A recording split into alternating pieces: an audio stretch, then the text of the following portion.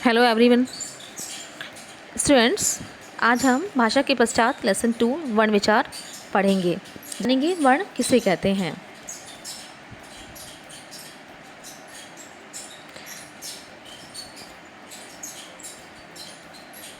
यानी कि मुख से निकलने वाली वह छोटी से छोटी ध्वनि जिसके खंड या टुकड़े नहीं किए जा सकते वर्ण कहलाते हैं। जैसे अ, ई, उ, क, ख, ग आदि। वर्णमाला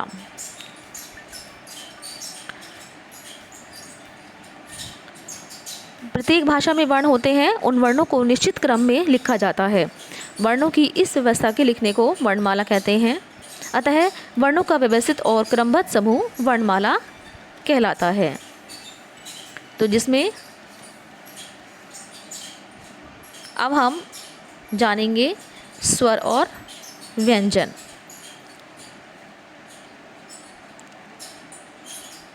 स्वर किसे कहते हैं? तो जिन वर्णों का उच्चारण करते समय मुंह से वायु बिना रुके निकलती है या बिना रुके बाहर आती है उसे स्वर कहते हैं। स्वरों का उच्चारण स्वतंत्र रूप से होता है। इनको बोलने के लिए हमें अन्य स्वरों की सहायता नहीं लेती, यानी कि हमें किसी भी वर्ण की सहायता नहीं लेनी पड़ती है। स्वरों के 3 भेद हैं, हाशु स्वर और दीर्घ स्वर। तो हाशु स्वर यानी कि जिन वर्णों का उच्चारण करते समय बहुत कम समय लगता है उन्हें हाशु स्वर कहते हैं। दीर्घ स्वर जिन स्वरों का उच्चारण करते समय थोड़ा अधिक समय लगता है, यानी कि हाशु की अपेक्षा, उन्हें दीर्घ स्वर कहते हैं। और बच्चों, थर्ड है हमारा प्लुत स्वर।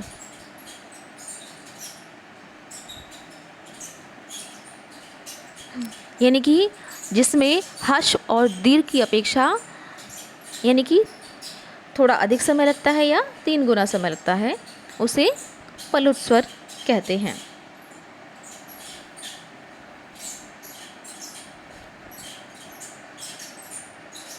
जैसे मदन, काम, दिन, चील आदि।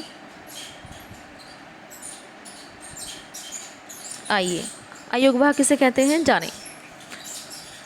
अंग और आहा अयोगवाह वर्ण होते हैं। इनका उच्चारण स्वरों और व्यंजनों से भिन्न होता है, इसलिए इन्हें अयोगवाह कहा जाता है। अनुस्वार जब किसी वर्ण का उच्चारण करते समय हवा नाक से निकले तो उस वर्ण के ऊपर बिंदु लगाया जाता है, जिसे अनुस्वार कहते हैं। जैसे कंगन, पंडित, कंपन आदि। विसर्ग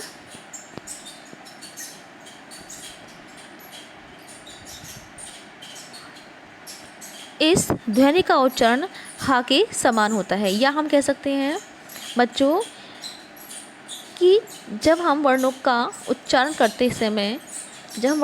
करते हैं या शब्द का उच्चारण करते समय उसमें हा की ध्वनि सुनाई देती है, तो वहाँ पर विसर्ग का प्रयोग किया जाता है। जैसे अतः, पुनः, प्रातः आदि। अनुनासिक जब किसी वर्ण का उच्चारण करते समय हवा मुख और नाक, नासिका मतलब नाक, दोनों से निकलती है तो वर्ण के ऊपर चंद्र बिंदु लगाया जाता है, जिसे अनुनासिक कहते हैं। जैसे आँख, दांत, उंगली, चांद आदि।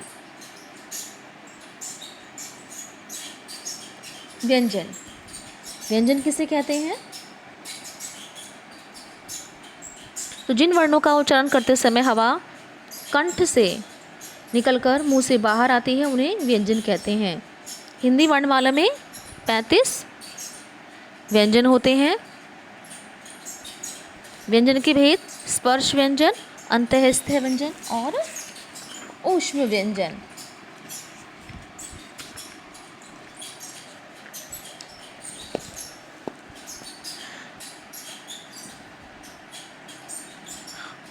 बच्चों, आज बस इतना ही।